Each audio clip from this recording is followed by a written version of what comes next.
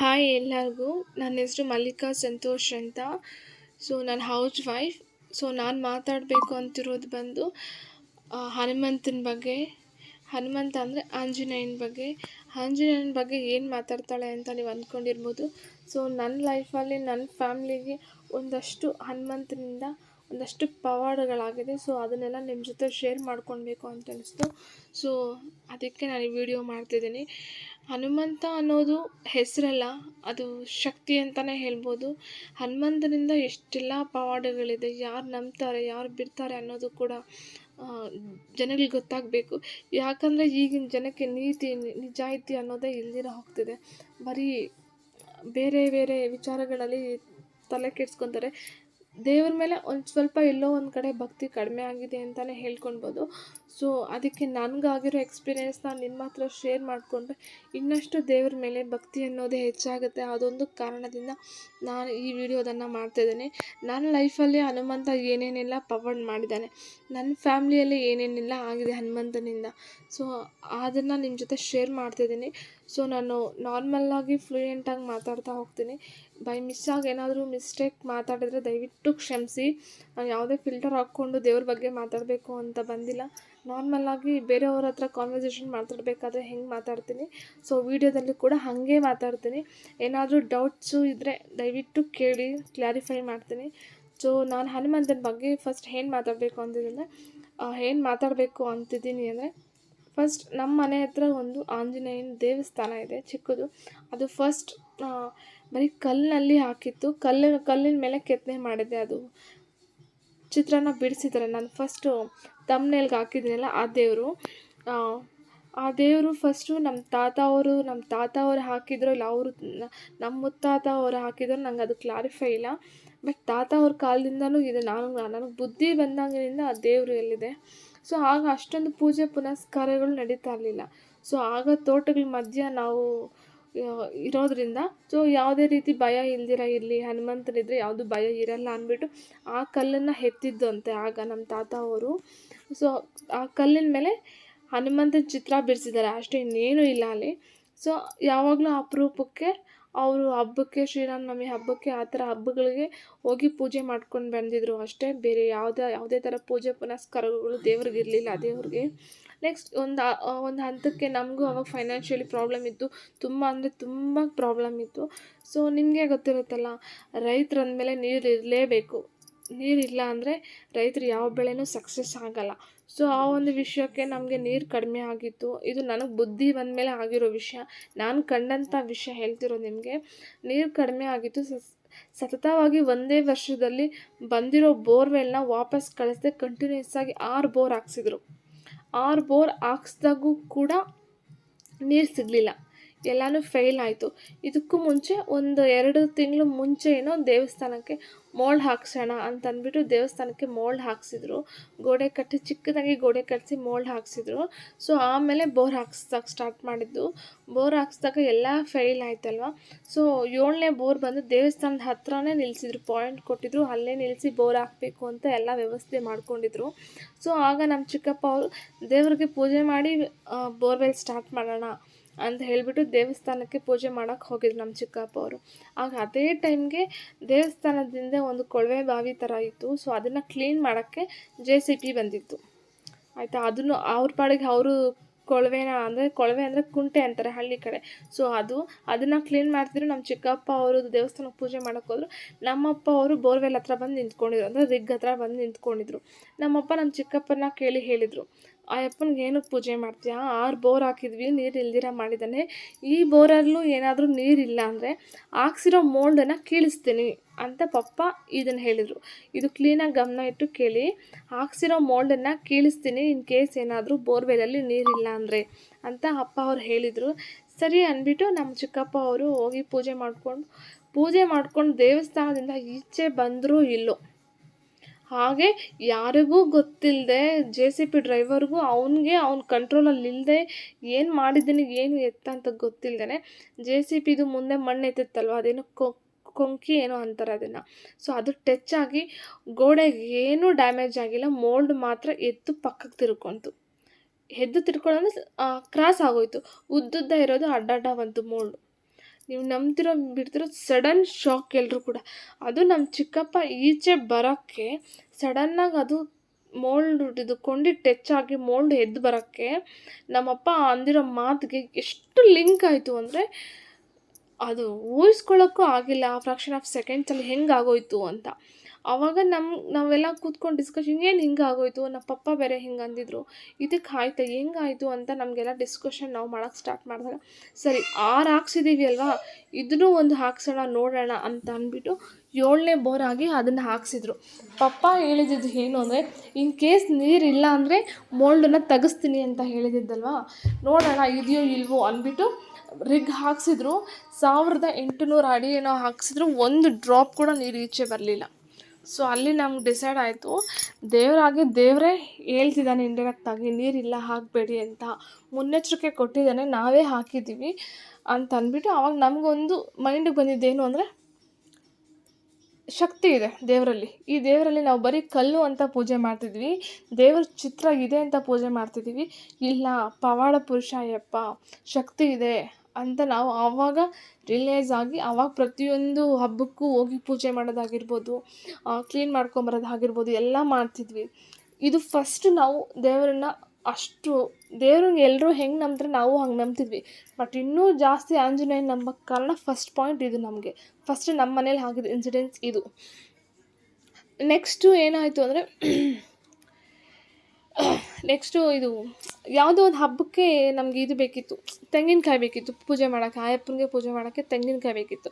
ತೆಂಗಿನಕಾಯಿ ಇಲ್ಲ, ಮೇನ್ ಅಂದರೆ ತೆಂಗಿನಕಾಯಿ ಅಲ್ವ ಪೂಜೆಗೆ, ತೆಂಗಿನಕಾಯಿ ಇಲ್ಲ, ಏನು ಮಾಡೋದು, ತೆಂಗಿನಕಾಯಿ ಇಲ್ಲ, ಯಾರೂ ಇಲ್ಲ ತರಿಸ್ಕೊಳ್ಳೋಕ್ಕೆ ಅಂತ ನಾನು ಇದ್ದೆ, ನಮ್ಮಮ್ಮನೂ ಮಾತಾಡ್ಕೊಂಡು ಸರಿ ದೇವಸ್ಥಾನವರೆಗೂ ಹೋಗಿ ಬರ್ತೀನಿ, ಮರದ ಕೆಳಗಡೆ ಏನಾದರೂ ಬಿದ್ದಿದ್ರೆ ಎತ್ಕೊಂಡು ಬರ್ತೀನಿ ಅಂತ ಹೋದ್ರು. ಯಾವಾಗಲೂ ಬಿದ್ದಿರ್ತಿತ್ತು ತೆಂಗಿನ ಮರದ ಕೆಳಗಡೆ, ಯಾವತ್ತು ಬಿದ್ದಿಲ್ಲ, ಯಾಕಂದ್ರೆ ನಮ್ಮದು ತೆಂಗಿನ ಮರ ತುಂಬ ಉದ್ದ ಇದೆ, ಕಿರೋದಕ್ಕಾಗಲ್ಲ. ಸೊ ಯಾವಾಗಾದರೂ ಗಾಳಿಗಾದರೂ ಉದುರಿದ್ರೆ ಎತ್ಕೊಂತಿದ್ವಿ. ಸೊ ಅವತ್ತೆಲ್ಲ ಸರ್ಚ್ ಮಾಡಿದ್ದಾರೆ, ಎಲ್ಲೂ ಒಂದು ತೆಂಗಿನಕಾಯಿ ಸುತ್ತಮುತ್ತ ಎಲ್ಲ ನೋಡಿ ಒಂದು ತೆಂಗಿನಕಾಯಿ ಸಿಕ್ಕಿಲ್ಲ. ಸರಿ ಅಂದ್ಬಿಟ್ಟು ದೇವಸ್ಥಾನಕ್ಕೆ ಹೋಗಿ ಕ್ಲೀನ್ ಮಾಡ್ಕೊಂಡು ಅಲ್ಲಿ ಅಂದ್ಕೊಂಡು ಬಂದು ನಮ್ಮಮ್ಮ, ತೆಂಗಿನಕಾಯಿ ಇಲ್ಲಪ್ಪ, ತೆಂಗಿನಕಾಯಿ ಸಿಕ್ಕಿದ್ರೆ ಪೂಜೆ ಮಾಡ್ತೀನಿ ಇವತ್ತಿನಿಗೆ, ಇಲ್ಲಾಂದರೆ ಪೂಜೆ ಮಾಡಲ್ಲಪ್ಪ, ನಾಳೆ ಯಾವಾಗಾದರೂ ಮಾಡ್ತೀನಿ, ಪೂಜೆ ಮಾಡಿಸ್ಕೊಬೇಕು ಅಂತಂದರೆ ಯಾವುದೋ ರೂಪದಲ್ಲಿ ನಂಗೆ ತೆಂಗಿನಕಾಯಿ ಕೊಡು ಅಂತ ಹಿಂಗೆ ಕೇಳ್ಕೊಂಡು ಅಮ್ಮ ಬಂದ್ರಂತೆ. ತೆಂಗಿನಕಾಯಿ ಮರದ ಹತ್ರ ಬರಬೇಕಾದ್ರೇ ಎಲ್ಲೋ ಒಂದಷ್ಟು ದೂರದಲ್ಲಿ ಸರ್ ಅಂತ ಶಬ್ದ ಆಯ್ತು ನಮ್ಮ ಅಮ್ಮಂಗೆ. ಏನು ಅಂದ್ಬಿಟ್ಟು ನಮ್ಮಮ್ಮ, ಯಾಕಂದರೆ ನಾವಿರೋ ಮನೆಯ ಸುತ್ತಮುತ್ತ ತೋಟ ಗಿಡ ಮರ ಜಾಸ್ತಿ, ಸೊ ಹಾವೇನಾದರೂ ಇರ್ಬೋದು ಅಂತಂದ್ಬಿಟ್ಟು ನಮ್ಮಮ್ಮ ಎಲ್ಲಿ ಶಬ್ದ ಬಂತು ಅಲ್ಲಿಗೋಗಿ ನೋಡಿದ್ರೆ ತೆಂಗಿನಕಾಯಿ ಇತ್ತಂತೆ. ಬಟ್ ಶಬ್ದ ಆಗಿದ್ದು ಏನು ಗೊತ್ತಿಲ್ಲ, ಕಾಣಿಸ್ಲಿಲ್ಲ. ಅಮ್ಮ ಸುತ್ತಮುತ್ತ ಹುಡುಕಿದ್ದಾರೆ ಏನು ಶಬ್ದ ಆಗಿದ್ದು ಅಂತ ಗೊತ್ತಿಲ್ಲ, ಬಟ್ ತೆಂಗಿನಕಾಯಿ ಸಿಕ್ಕಿದೆ. ಸೊ ತೆಂಗಿನಕಾಯಿ ಎತ್ಕೊಂಡು ಬಂದು ಅಮ್ಮ ಹೇಳಿದ್ರು, ಹಿಂಗೆ ಕೇಳ್ಕೊಂಡು ಬಂದೆ ಆ ಅಪ್ಪನ, ಆಗಲೇ ತೆಂಗಿನಕಾಯಿ ಕೊಟ್ಟಿದ್ದಾನೆ, ಮೊದಲು ಪೂಜೆ ಮಾಡ್ಕೊಂಬರೋಣ ಬಾ ಅಂತ ಹೋಗಿ ಪೂಜೆ ಮಾಡಿಕೊಂಡು ನೆಮ್ಮದಿಯಾಗಿ ಕೂತ್ಕೊಂಡು ಬಂದ್ವಿ. ಸೊ ಆಮೇಲೆ ದೇವಸ್ಥಾನ ಸಿಮೆಂಟ್ ಮಾಡಿದ್ದು ಮೋಲ್ಡ್ ಎಲ್ಲ ಪಕ್ಕಕ್ಕೆ ತಿರ್ಕೊಂಡು, ನಮ್ಮ ಫೈನಾನ್ಷಿಯಲಿ ಪ್ರಾಬ್ಲಮ್ ಇದ್ದಕ್ಕೆ ನಮಗೆ ದೇವಸ್ಥಾನ ಕಟ್ಸೋಕ್ಕೆ ನಮ್ಮ ಹತ್ರ ದುಡ್ಡು ಇರಲಿಲ್ಲ. ಸೊ ಆವಾಗ ನಾವಪ್ಪ ಅಂದ್ಕೊಂಡ್ರಿ, ಎಲ್ಲರೂ ಫೈನಾನ್ಷಿಯಲಿ ನಮಗೂ ಒಂದು ಸ್ವಲ್ಪ ಚೆನ್ನಾಗಿದ್ದು ದೇವಸ್ಥಾನ ಕಟ್ತಿದ್ವಿ. ಸೊ ಅಯ್ಯಪ್ಪನಿಗೆ ಬಿಟ್ಟಿದ್ದು, ಎಲ್ಲೋ ಒಂದು ಮೂಲಕ ನಮ್ಗೆ ಏನಾದರೂ ಫೈನಾನ್ಷಿಯಲ್ ಹೆಲ್ಪ್ ಮಾಡಿದ್ರೆ ನಾವು ಅಯ್ಯಪ್ಪನಿಗೆ ಹೆಲ್ಪ್ ಮಾಡ್ಬೋದು, ಅಯ್ಯಪ್ಪನಿಗೆ ದೇವಸ್ಥಾನ ಕಟ್ಬೋದು ಅಂತ ಅಂದ್ಕೊಂಡಿದ್ರು ನಮ್ಮಪ್ಪ. ಸೊ ಹೆಂಗೆ ಬಂತು ಅಂತ ಗೊತ್ತಿಲ್ಲ. ನಮ್ಮಪ್ಪ ಬಂದು contractor, civil contractor, government buildings ಕೆಲಸ ಎಲ್ಲ ಮಾಡಿಸ್ತಾರೆ. ಸೊ ಅದು ಹೋಲ್ಡ್ ಆಗಿರೋ ಬಿಲ್ಸ್ ಎಲ್ಲ ಟಕ್ ಅಂತ ಆಗೋಗಿ ಬಂತು. ಸೊ ಆವಾಗ ನಮ್ಮ ಅಪ್ಪಂಗೆ ರಿಲೈಸ್ ಆಗಿ, ಹಿಂಗೆ ಮಕ್ಕೊಂಡಿದ್ದೆ, ಈ ಅಪ್ಪನ ಮೂಲಕನೇ ಆಗಿರ್ಬೇಕು, ಯಾಕಂದರೆ ಎಷ್ಟೋ ವರ್ಷಗಳಿಂದ ಹೋಲ್ಡ್ ಆಗಿರೋ ಬಿಲ್ಲು ಈಗ ಆಗಬೇಕು, ಮಕ್ಕೊಂಡಿದ್ದು ಒಂದು 2-3 ತಿಂಗಳಲ್ಲಿ ಬಿಲ್ಗಳಾಯಿತು ಅಂದರೆ ಏನು ಅರ್ಥ, ಆ ಅಪ್ಪನ ಪವಾಡನೇ ಅಲ್ವಾ. ಸೊ ಅದಕ್ಕೆ ಮತ್ತೆ ಇನ್ನಷ್ಟು ಚೆನ್ನಾಗಿ ದೇವಸ್ಥಾನನ ಕಟ್ಟೋಕ್ಕೆ ನಮಗೊಂದು ದಾರಿ ಮಾಡಿಕೊಟ್ಟ, ಆ ಅಪ್ಪನೇ ದಾರಿ ಮಾಡಿಕೊಟ್ಟ. ನೆಕ್ಸ್ಟ್ ಇನ್ನೊಂದು ವಿಷಯ ಹೇಳಬೇಕು ಅಂದರೆ, ಮತ್ತು ಯಾವುದೋ ಒಂದು ಹಬ್ಬಕ್ಕೆ, ಇದು 3rd ಪಾಯಿಂಟ್, ಯಾವುದೋ ಒಂದು ಹಬ್ಬಕ್ಕೆ ನಾವು ಪೂಜೆ ಮಾಡೋಕ್ಕೆ ಬೇಕಾಗಿತ್ತು. ಪೂಜೆ ಎಲ್ಲ ಮಾಡ್ಕೊಂಡು ಬಂದು ಬರೀ ನಮ್ಮ ಫ್ಯಾಮಿಲಿ ಮಾತ್ರ ಇದ್ವಿ. ಪೂಜೆ ಎಲ್ಲ ಮಾಡ್ಕೊಂಡು ಬಂದಿದ್ದ ತಕ್ಷಣ ಮಾಡ್ಕೊಳಕ್ಕೆ ಹೋಗಿದ್ವಿ. ಆವಾಗ ತಾನೇ ನನ್ನ ತಮ್ಮ ಚಪ್ಪಲಿ ಬುಕ್ ಮಾಡಿದ್ದ, ಅದು ಆರ್ಡರ್ ಬಂದಿತ್ತು. ಅವನು ಆ ಚಪ್ಪಲಿ ಬಂದು 7K 8Kನೋ ಇತ್ತಾಗ. ಸರಿ ಅಂದ್ಬಿಟ್ಟು ಆ ಚಪ್ಪಲಿ ಆಗ್ತಾನೆ ಬಾಕ್ಸಿಂದ ತೆಗೆದು ದೇವಸ್ಥಾನಕ್ಕೆ ಹಾಕ್ಕೊಂಡು ಬಂದಿದ್ದ. ಮತ್ತು ದೇವಸ್ಥಾನದಲ್ಲಿ ಪೂಜೆ ಎಲ್ಲ ಮುಗಿಸ್ಕೊಂಡು ಈಚೆ ಬಂದರೆ ಚಪ್ಪಲಿ ಇಲ್ಲ. ಏನಾಯಿತು ಚಪ್ಪಲಿ, ನಮಗೆ ಹೆಂಗೆ ಗೊತ್ತಾಗಬೇಕು, ಸರಿ ಅಂದ್ಬಿಟ್ಟು ಫುಲ್ ಹುಡುಕಿದ್ವಿ, ಎಲ್ಲೋಯ್ತು ಚಪ್ಪಲಿ ಅಂದ್ಬಿಟ್ಟು. ನಾನು, ನನ್ನ ತಮ್ಮ, ನಮ್ಮ ಚಿಕ್ಕಪ್ಪ ಮಗ, ನಮ್ಮಮ್ಮ, ಇಷ್ಟು ಜನನೂ ಫುಲ್ ಹುಡುಕಿದ್ದೀವಿ, ಎಲ್ಲೂ ಚಪ್ಪಲಿನೇ ಸಿಗಲಿಲ್ಲ. 1 hour ಹುಡುಕಿದ್ದೀವಿ, ಚಪ್ಪಲಿನೇ ಇಲ್ಲ. ಸರ್ ಎಲ್ಲೋಯ್ತು ಚಪ್ಪಲಿ, ಏನು ಮಾಡೋದು? ಸರಿ ನಾನೇ ಅವ್ನಿಗೆ ಸಮಾಧಾನ ಮಾಡಿದೆ. ಚಪ್ಪಲಿ ಕಳೆದೋದ್ರೆ ಒಳ್ಳೇದು ಬಿಡು, ಹೋಗಲಿ, ದೇವಸ್ಥಾನದ ಚಪ್ಪಲಿ ಕಳೆದೋದ್ರೆ ಇನ್ನೂ ಒಳ್ಳೆಯದು, ಪಾಪ ಎಲ್ಲ ಹೋಗುತ್ತೆ. ಸರಿ ಬಾ ಅಂದ್ಬಿಟ್ಟು ಅವ್ನಿಗೆ ಸಮಾಧಾನ ಮಾಡಿ, ಯಾರಿಗೇ ಆಗಲಿ 7K ಚಪ್ಪಲಿ ಹೋದರೆ ಯಾರಿಗೇ ಆಗಲಿ ಫೀಲ್ ಆಗೇ ಆಗುತ್ತಲ್ಲ. ಅವನು ಅದೇ ಫೀಲಿಂಗಲ್ಲಿದ್ದ. ನಾವು ನಾಯಿ ಎಲ್ಲ ಏನೋ ಎತ್ಕೊಂಡು ಹೋಗಿರುತ್ತೇನೋ ಅಕಸ್ಮಾತ್ ಅಂದ್ಬಿಟ್ಟು ಫುಲ್ಲು ದೇವಸ್ಥಾನ ಸುತ್ತಮುತ್ತ ಎಲ್ಲ ಹುಡುಕಿದ್ವಿ, ಎಲ್ಲೂ ಸಿಗಲಿಲ್ಲ. ಸರಿ ಅಂದ್ಬಿಟ್ಟು ಅವ್ನಿಗೆ ಸಮಾಧಾನ ಮಾಡಿ ಕರ್ಕೊಂಡೋದ್ವಿ. ನಾವು ಮನೆ ಹತ್ರ ಹೋದ್ಮೇಲೆ ಅವ್ನ ಮನೆ ಒಳಗಡೆನೇ ಬರಲಿಲ್ಲ. ಇಲ್ಲ ದೇವಸ್ಥಾನ ಹತ್ರ ಇನ್ನೊಂದ್ಸಲಿ ಹೋಗಿ ಬರ್ತೀನಿ ಅಂತಂದ. ನಾನು ಇದ್ಕೊಂಡು ಇವಾಗೆಲ್ಲ ಹುಡುಕಿದ್ದೀವಲ್ವ, ಎಲ್ಲಿರುತ್ತೆ ಅಂತ ಕೇಳಿದ್ರೆ ಅವ್ನು ಹೇಳ್ದ, ಎಲ್ಲೋ ಒಂಥರ ಫೀಲಿಂಗ್ ಇದೆ ನನಗೆ, ಅಲ್ಲೇ ಇದೆ ಅಂತ, ಚಪ್ಪಲಿ ಎಲ್ಲೋ ಕಳೆದೋಗಿದೆ ಅನ್ನಿಸ್ತಿಲ್ಲ ಅಕ್ಕ, ಇನ್ನೊಂದ್ಸಲಿ ಹೋಗಿ ನೋಡ್ಕೊಂಬರ್ತೀನಿ ಅಂತಂದ. ಸರಿ ಹೋಗಿ ನೋಡ್ಕೊಂಬೋಗು ಅಂತ ಹೇಳಿಬಿಟ್ಟು ನಾನು ಹೇಳಿದೆ, ಅಮ್ಮನೂ ಹೇಳಿದ್ರು. ಹೋದವನು ಹೋಗ್ಬೇಕಾದ್ರೆ ಕೇಳ್ಕೊಂಡು ಹೋದ್ನಂತೆ, ಅಪ್ಪ ಚಪ್ಪಲಿ ಸಿಗಲಪ್ಪ, 7K ಅದು ಫಸ್ಟ್ ಟೈಮ್ ಹಾಕ್ಕೊಂಬಂದಿನಿ, ಯೂಸ್ ಮಾಡಿಲ್ಲ ಅಂತೆಲ್ಲ ಕೇಳ್ಕೊಂಡು ಹೋಗ್ಬಿಟ್ಟು ಮತ್ತೆ ಪೂಜೆ ಮಾಡಿಬಿಟ್ಟು ದೇವಸ್ಥಾನಕ್ಕೆ ಓಡೋಗಿ ಪೂಜೆ ಮಾಡಿ ಮತ್ತೆ ಈಚೆ ಬಂದುಬಿಟ್ಟು ದೇವಸ್ಥಾನ ಒಂದು ರೌಂಡ್ ಬರೋಷ್ಟರೊಳಗಡೆ ಚಪ್ಪಲಿ ಇತ್ತಂತೆ. ಚಪ್ಪಲಿ ಹಾಕ್ಕೊಂಡು ಅವ್ನ ಮನೆ ಹತ್ರ ಬಂದ. ನಮಗೆ ನಕ್ಕೊಂಡು ಬಂದ. ಅವ್ನು ನಗ್ನಾಗ್ತಾ ಬಂದು ಹೇಳಿದ ಒಂದೇ ಮಾತು, ನಾವು ಆಂಜನೇಯ ಎಷ್ಟು ಪವರ್ಫುಲ್ ಗೊತ್ತಾ ಮಮ್ಮಿ, ಸಖತ್ ಪವರ್ಫುಲ್ ಇದೆ ನೋಡು, ಹಿಂಗೆ ಅವಾಗ ಎಷ್ಟೆಲ್ಲ ಹುಡುಕಿದೆ ಸಿಗಲಿಲ್ಲ, ಇವಾಗ ಸುಮ್ಮನೆ ಕೇಳ್ಕೊಂಡು ಅಪ್ಪನ ಕೇಳ್ಕೊಂಡು ಮನಸ್ಸಿಂದ ಪೂಜೆ ಮಾಡ್ಕೊಂಡು ಬಂದು ಹೋದ ತಕ್ಷಣ ಚಪ್ಪಲಿ ಸಿಕ್ತು, ಸಖತ್ ಪವರ್ಫುಲ್ ಇದೆ ಆಂಜನೇಯ ಅಂತ ಅಂದ್ಕೊಂಡ. ಈ ಥರ ಒಂದೊಂದು ವಿಷಯ ಅಲ್ಲ, ತುಂಬ ವಿಷಯ. ಇನ್ಫ್ಯಾಕ್ಟ್ ಹೇಳ್ಬೇಕು ಅಂದರೆ ನಮ್ಮ ಮನೇಲಿ ಒಂದು ಸಣ್ಣ ಮ್ಯಾಚ್ ಬಾಕ್ಸ್, ಒಂದು ಒಂದು ಕಾರ್ ಕೀ ಅಥವಾ ಕೀಸು ಏನೇ ಆಗಲಿ ಸಿಗಿಲ್ಲ ಅಂದರೆ ಫಸ್ಟ್ ನಮ್ಮ ಬಾಯಲ್ಲಿ ಬರೋದು ಆಂಜನೇಯ ಕೀ ಸಿಗ್ಲಪ್ಪ, ಫಸ್ಟ್ ಮಾತು ಬರೋದು ಇದೇ ನಮ್ಮ ಬಾಯಲ್ಲಿ. ಅಷ್ಟು ನಂಬಿದ್ದೀವಿ, ಅಷ್ಟು ಪವಾಡ ನಮ್ಮ ಲೈಫಲ್ಲಿ ಮಾಡಿದ್ದಾನೆ. ಎಲ್ಲಕ್ಕಿಂತ ಹೆಚ್ಚಾಗಿ ಕೋವಿಡ್ 2nd ವೇವ್ ಬಂದಾಗ ಎಷ್ಟು ಜನ ಅವ್ರವ್ರ ಫ್ಯಾಮ್ಲಿಗಳಲ್ಲಿ ಒಂದೊಂದು ಮೆಂಬರ್ನ ಕಳ್ಕೊಂಡಿದ್ದಾರೆ. ನೀವೇ ಹೇಳಿ, ಬೀದಿ ಹೆಣಗಳಾಗಿ ಎಷ್ಟು ಜನ ತೀರ್ಕೊಂಡಿದ್ದಾರೆ, ಅನ್ಯಾಯದ ಸಾವು ಸತ್ತಿದ್ದಾರೆ ಎಷ್ಟೋ ಜನ ಪಾಪ. ಆ ಒಂದು ಸಿಚುವೇಶನ್ನ ನಾವು ಫೇಸ್ ಮಾಡ್ಕೊಂಡು ಬಂದಿರೋದ್ರಿಂದ ಕಷ್ಟ ಏನು ಅಂತ ನಮಗೆ ಗೊತ್ತಿತ್ತು. ಯಾಕಂದರೆ ನಮ್ಮ ಮನೇಲಿ ಮೇನ್ ಪಿಲ್ಲರ್ ಅಂತಂದರೆ ನಮ್ಮ ಅಪ್ಪ ಅವರು. ಅವ್ರಿಗೆ ಕೋವಿಡ್ 2nd ವೇವಲ್ಲಿ ಎಷ್ಟು ಸೀರಿಯಸ್ ಆಗಿತ್ತಂದರೆ ಒಂದು ಲಂಗ್ ಫುಲ್ ಇನ್ಫೆಕ್ಷನ್, ಇನ್ನೊಂದು ಲಂಗ್ 20% ಇನ್ಫೆಕ್ಷನ್ ಆಗಿದೆ. ಅಂಥವರು ICU ವಾರ್ಡ್ಗೆ ಹೋಗಿ ಬರೀ 6 ದಿನದಲ್ಲಿ ರಿಕವರಿ ಆಗಿ ಬಂದಿದ್ದಾರೆ ಅಂದರೆ ನೀವೇ ಅಂದ್ಕೊಳ್ಳಿ. ICU ವಾರ್ಡ್ಗೆ ಹೋಗ್ತಾನೆ ನಾವು ನಮ್ಮಮ್ಮ ಅವರು ದೇವಸ್ಥಾನ ಬಿಟ್ಟು ಈಚೆ ಬಂದಿಲ್ಲ. ನೀವು ನಂಬ್ತಿರೋ ಬಿಡ್ತಿರೋ, ಮನೆ ಹತ್ರ ಬರೋದು, ಸ್ನಾನ ಮಾಡೋದು, ದೇವಸ್ಥಾನದಲ್ಲಿ ಹೋಗಿ ಕೂತ್ಕೊಳ್ಳೋದು, ಇದೇ ಥರ ಆಗಿದ್ದು. ಸಖತ್ ನೊಂದು ಬೆಂದಿರೋದಂದರೆ ಆ ಒಂದು ವಿಷಯದಲ್ಲಿ ನಮ್ಮಮ್ಮ ಅವರು ಸಖತ್ ನೊಂದು ಬಿಟ್ಟಿದ್ದಾರೆ. ಆಂಜನೇಯನ ನಾವು ಕೇಳ್ಕೊಂಡಿದ್ದು ಒಂದೇ, ನಮ್ಮ ಮನೆ ದೀಪ ಅಯ್ಯಪ್ಪ, ನಮ್ಮ ಮನೆ ಅವ್ರಿಗೊಬ್ರಿಗೆ ಏನಾದರೂ ಹೆಚ್ಚು ಕಮ್ಮಿ ಆದರೂ ನಮ್ಮ ಮನೇಲಿ ಯಾರೂ ಇರೋದಿಲ್ಲ, ಕೊಡೋದು ಕೊಟ್ಟು ಎಲ್ಲ ಕಿತ್ಕೊಂಬೇಡ ಮತ್ತು. ಯಾಕಂದರೆ ಫೈನಾನ್ಷಿಯಲಿ ನಾವು ಆಗಾಗ ಗ್ರೋ ಆಗ್ತಿದ್ದಿದ್ದು. ಯಾಕಂದರೆ ಅಷ್ಟು ಒಂದು ನಾನು ಹುಟ್ಟೋಗಿ ಮುಂಚೆಯಿಂದನೂ ಫೈನಾನ್ಷಿಯಲಿ ತುಂಬ ಅಂದರೆ ತುಂಬ ಊರೂರು ನಾವು ಹೊಟ್ಟೆಲಿದ್ದಾಗ ಊರೂರು ಊಟಕ್ಕೋಸ್ಕರ ಅಲ್ದಿರೋ ದಿನಗಳಿದೆ ನಮ್ಮ ಅಪ್ಪ ನಮ್ಮ ಅಮ್ಮ ಅವರು. ಸೊ ಆ ಒಂದು ಸಿಚುವೇಷನಿಂದ ಇವತ್ತು ನಮ್ಮ ಅಪ್ಪನ ಕೈ ಕೆಳಗಡೆ 200 ಜನ ಕೆಲಸ ಮಾಡ್ತಿದ್ದಾರೆ ಅಂದರೆ ಆ ಸ್ಥಿತಿಗೆ ಬರೋ ಕಾರಣ ನಮ್ಮ ಅಪ್ಪನ ಶ್ರಮ, ದೇವರದ್ದು ಆಶೀರ್ವಾದದಿಂದ ಬಂದಿರೋದು. ಈಗ ಕೊಟ್ಟದ್ದು ಕೊಟ್ಬಿಟ್ಟು ಕಿತ್ಕೊತಿದ್ಯಲ್ಲ, ಯಾವ ನ್ಯಾಯ? ಇಲ್ಲ ಕೊಟ್ಟರೆ ಎಲ್ರಿಗೂ ಕೊಡು, ಇಲ್ಲ ಎಲ್ಲರನ್ನೂ ಕಿತ್ಕೋ. ಅದೇನು ಮಾಡ್ತೀಯೋ ಗೊತ್ತಿಲ್ಲ. ನನ್ನ ಮನೆ ದೀಪ 6 ದಿಂದ 8 ದಿನ ಒಳಗಡೆ ನನ್ನ ಮನೆ ದೀಪ ಹೆಂಗೆ ಕರ್ಕೊಂಡು ಹೋಗಿದ್ಯೋ ಹಂಗೆ ಕರ್ಕೊಂಬಂದು ಬಿಡಬೇಕು ಕ್ಷೇಮವಾಗಿ ಅಂತ ಕೇಳಿಕೊಂಡು ನಮ್ಮಮ್ಮ ದೇವಸ್ಥಾನ ಬಿಟ್ಟು ಈಚೆ ಬಂದೇ ಇಲ್ಲ. ನನ್ನ ತಮ್ಮ, ನನ್ನ ಹಸ್ಬೆಂಡ್ ಆಗಿರ್ಬೋದು, ನಮ್ಮ ಚಿಕ್ಕಪ್ಪರು ಆಗಿರ್ಬೋದು, ಹಾಸ್ಪಿಟ್ಲಿಂದ ಈಚೆ ಬಂದಿಲ್ಲ ಅವರು ಸಹ. ನನ್ನ ತಮ್ಮ ಡೈಲಿ ಬರೋದು, ಸ್ನಾನ ಮಾಡೋದು, ದೇವಸ್ಥಾನಕ್ಕೆ ಹೋಗೋದು, ಕೈ ಮುಗಿದು ಆ ಅಪ್ಪನ ಪಾದದಲ್ಲಿ ಇಟ್ಟಿರೋ ಕುಂಕುಮನ ತೊಗೊಂಡೋಗೋದು, ICU ವಾರ್ಡಲ್ಲಿ ಇರೋ ಅಪ್ಪನಿಗೆ ಮಾತಾಡಿಸಿ ಗಿಡ ತಗೋಪ್ಪ ಅಂತೇಳ್ಬಿಟ್ಟು ಕುಂಕುಮ ಇಟ್ಟು ಆಂಜನೇಯನ ಫೋಟೋಸು, ನನ್ನ ಮಕ್ಕಳ ಫೋಟೋಸ್ ಎಲ್ಲ ಹಾಕಿದ್ವಿ. ಅದನ್ನ ನೋಡ್ಕೊಂಡು ನಮ್ಮ ಅಪ್ಪ ಆರಾಮಾಗಿ ಇರ್ತಿದ್ರು. ಅದನ್ನ ನೋಡ್ಕೊಂಡು ಟೈಮ್ ಪಾಸ್ ಮಾಡ್ತಿದ್ರು ICUವಲ್ಲಿ. ಯಾಕಂದರೆ ICUವಲ್ಲಿ ನಾವು ಯಾಕೆ ಆ ಥರ ಸಿಚುವೇಶನ್ ಆಯಿತು ಅಂದರೆ, ICUವಲ್ಲಿ ನಿಮಗೆ ಗೊತ್ತು, ಕೋವಿಡಲ್ಲಿ ಎಷ್ಟು ಜನ 1 ಸೆಕೆಂಡ್ಗೆ ಒಬ್ಬೊಬ್ಬರು ಸಾಯ್ತಿದ್ರು ICUವಲ್ಲಿ. ಅದನ್ನೆಲ್ಲ ನೋಡಿ ನಮ್ಮಪ್ಪ ಎಲ್ಲಿ ಪ್ಯಾನಿಕ್ ಆಗಿಬಿಡ್ತಾನೋ ಅಂತ ಡಾಕ್ಟ್ರ್ ಹತ್ರ ತುಂಬ ಅಂದರೆ ತುಂಬ ರಿಕ್ವೆಸ್ಟ್ ಮಾಡಿಕೊಂಡು ಸಿಮ್ ತೆಗೆದ್ಬಿಟ್ಟು ಬರೀ ಫೋನಲ್ಲಿ ವೀಡಿಯೋಸ್ ಎಲ್ಲ ಹಾಕ್ಕೊಟ್ಬಿಟ್ಟು ನಾವು ಅಪ್ಪನಿಗೆ ಕೊಟ್ಟಿದ್ವಿ. ಇದು ನೋಡ್ಕೊಂಡು ಟೈಮ್ ಪಾಸ್ ಮಾಡಪ್ಪ, ಇವ್ರನ್ನ ನೋಡಬೇಡ, ಪ್ಯಾನಿಕ್ ಆಗಬೇಡ ಅಂತ ಹೇಳಿ ಕೊಟ್ಟಿದ್ವಿ. ಸೊ ಅದಕ್ಕೆ ದೇವರಾಗೆ ಡಾಕ್ಟ್ರಿಗೆ ಬುದ್ಧಿ ಕೊಟ್ಟನೋ ಏನು ಕೊಟ್ಟನೋ ಗೊತ್ತಿಲ್ಲ ನನಗೆ. ಡಾಕ್ಟ್ರು ಕೂಡ ಅಕ್ಸೆಪ್ಟ್ ಮಾಡಿಕೊಂಡು ಫೋನ್ ಕೊಡೋದಕ್ಕೆ ಮಾಡಿಕೊಂಡ್ರು. ನೀವು ನಂಬ್ತಿರೋ ಬಿಡ್ತೀರಿ, ನಮ್ಮಪ್ಪ ICU ವಾರ್ಡಲ್ಲಿ 11 ಪೇಷಂಟ್ಸ್ ಇದ್ದರು. 11 ಪೇಷಂಟ್ಸಲ್ಲಿ ನಮ್ಮಪ್ಪ ಒಬ್ಬರೇ ICUವಿಂದ ಈಚೆ ಬಂದಿರೋದು. ಇನ್ನು ಯಾರೂ ಬಂದಿಲ್ಲ. ಎಲ್ಲ ಈಚೆ ಬಂದಿರೋದಂದರೆ ಅವ್ರ ಪ್ರಾಣ ಕಳ್ಕೊಂಡೆ ಈಚೆ ಬಂದಿರೋದು. ನಮ್ಮಪ್ಪ ಒಬ್ಬರೇ ಅಷ್ಟು ಕ್ಲೀನಾಗಿ ಈಚೆ ಬಂದಿರೋದು. ಅದು ಆಂಜನೇಯನಿಂದ ಮಾತ್ರ ಸಾಧ್ಯ ಆಯಿತು. ನಾವು ಕೇಳ್ಕೊಂಡಿದ್ದು 6 ರಿಂದ 8 ದಿನ ಒಳಗಡೆ ನಮ್ಮಪ್ಪ ಆರಾಮಾಗಿ ಬರಲಿ ಅಂತ. ನಮ್ಮಪ್ಪ 7ನೇ ದಿನಕ್ಕೆ ICUವಲ್ಲಿ ಇರೋ ಡಾಕ್ಟ್ರನ್ನ ಕರೆದು ನಮ್ಮಪ್ಪನೇ ಹೇಳಿದರು, ನಾನು ಆರಾಮಾಗಿದ್ದೀನಿ ಸರ್, ನನ್ನ ಡಿಸ್ಚಾರ್ಜ್ ಮಾಡಿ. ವಾರ್ಡ್ ಶಿಫ್ಟ್ ಮಾಡಿ ಅಂತ. ಡಾಕ್ಟ್ರು ರಿಕ್ವೆಸ್ಟ್ ಮಾಡ್ಕೊಂಡು, ಇಲ್ಲ ಮತ್ತೆ ನಿಮ್ಗೇನಾದ್ರು ಪ್ರಾಬ್ಲಮ್ ಆಗಿ ICU ಎಮರ್ಜೆನ್ಸಿ ಬೇಕು ಅಂತ ಸಿಗೋಲ್ಲ, ನೀವು ಇನ್ನೂ ಇರಿ ಅಂತ ಹೇಳಿದ್ರು ನಮ್ಮ ಅಪ್ಪನೇ ಗಲಾಟೆ ಮಾಡಿ, ಇಲ್ಲ ನನ್ನ ನಾರ್ಮಲ್ ವಾರ್ಡ್ಗೆ ಶಿಫ್ಟ್ ಮಾಡಿ, ನಾನು ಆರಾಮಿದ್ದೀನಿ ಅಂತ ರಿಕ್ವೆಸ್ಟ್ ಮಾಡಿಕೊಂಡು ಮತ್ತೆ ನಾರ್ಮಲ್ ವಾರ್ಡ್ಗೆ ಶಿಫ್ಟ್ ಮಾಡಿದ್ರು. ನಾರ್ಮಲ್ ಮಾಡಲು ಅವರು 3 to 4 days ಇರಬೇಕು ಅಂದರೆ ಬಟ್ ನಮ್ಮ ಪಪ್ಪ 2 ದಿನ ಇದ್ದಿದ್ದು. ಆವಾಗಲೂ ಕೂಡ ಜಗಳ ಮಾಡ್ಕೊಂಡು ಮನೆಗೆ ಬಂದು 1 ದಿನ ರೆಸ್ಟ್ ಮಾಡಿ ನೆಕ್ಸ್ಟ್ ಡೇನೇ ನಾನು ದೇವಸ್ಥಾನ ಹತ್ರ ಹೋಗಬೇಕು, ನಮಸ್ಕಾರ ಹಾಕ್ಕೊಂಬರ್ಬೇಕು ಅಂತಂದರು. ನೀವು ನಂಬ್ತಿರೋ ಬಿಡ್ತಿರೋ, ದೇವರು ನಮ್ಮಮ್ಮ ಮಕ್ಕೊಂಡಿದ್ದು 6 ದಿನದಿಂದ 8 ದಿನ ಒಳಗಡೆ ನಮ್ಮ ಮನೆ ದೀಪ ನಮ್ಮ ಮನೆಗೆ ಬರಬೇಕು ಅಂತ. ಬಟ್ 1 ದಿನ ಲೇಟ್ ಆಯಿತು. ಅಷ್ಟು ಬಿಟ್ಟರೆ 9 ದಿನಕ್ಕೆ ನಮ್ಮ ಅಪ್ಪ ಡಿಸ್ಚಾರ್ಜ್ ಆಗಿ ಮನೆಗೆ ಬಂದರು. 8 ದಿನ ಅಂತ ಹೇಳಿ 8 ದಿನ ಅಂತಂದು 9 ದಿನ ತೊಗೊಂಡ್ರು. 1 ದಿನ ಎಕ್ಸ್ಟ್ರಾ ತೊಗೊಂಡ್ರು ದೇವರು. ಅಷ್ಟು ಬಿಟ್ಟರೆ ಆರಾಮಾಗಿ ನಮ್ಮ ಮನೆ ದೀಪನ ನಮ್ಮ ಮನೆಗೆ ತೊಗೊಂಬಂದ್ಬಿಟ್ರು ಆಂಜನೇಯ. ಆಮೇಲೆ ಅಪ್ಪನಿಗೆ ಶಕ್ತಿ ಇರಲಿಲ್ಲ, ಓಡಾಡೋಕೆ ಆಗ್ತಿರ್ಲಿಲ್ಲ. ಮನೆಗೆ ಬಂದಮೇಲೂ ನಮ್ಮಪ್ಪ ಹೇಳ್ದ, 1 ವಾರದಲ್ಲಿ ನಾನು ಆಂಜನೇಯನ ದೇವಸ್ಥಾನದ ಒಳಗಡೆ ನಡೆದ್ರೆ ಪೂಜೆ ಮಾಡಿಸ್ತೀನಿ ನಿನಗಪ್ಪ ಅಂತ ಕೇಳ್ಕೊಂಡ್ರು. ಹಂಗೋ ಹಿಂಗೋ 3 ದಿನಕ್ಕೆ ಫುಲ್ ವೀಕ್ ಆಗಿದ್ರು. ಪೇಷಂಟ್ಸ್ ಹೆಂಗಿರ್ತಾರೆ ICUಯಿಂದ ಬಂದಿರೋರು, ಹಂಗೂ ಹಿಂಗೂ ದೇವಸ್ಥಾನವರೆಗೂ ನಡೆದ್ಬಿಟ್ಟು ಮತ್ತೆ ಹೋಗಿ 1 ವಾರಕ್ಕೆ ಫುಲ್ ಜೋರಾಗಿ ಪೂಜೆ ಮಾಡಿದ್ವಿ. ಇದು ಮೇಯ್ನ್ ಅಷ್ಟು ನಮ್ಮ ಜೀವ ಇರೋವರೆಗೂ ನಾವು ಒಂದು ಆಂಜನೇಯನ ಸೇವೆ ಮಾಡ್ತೀವಿ ಅನ್ನೋದಕ್ಕೆ ಕಾರಣ ಇದು.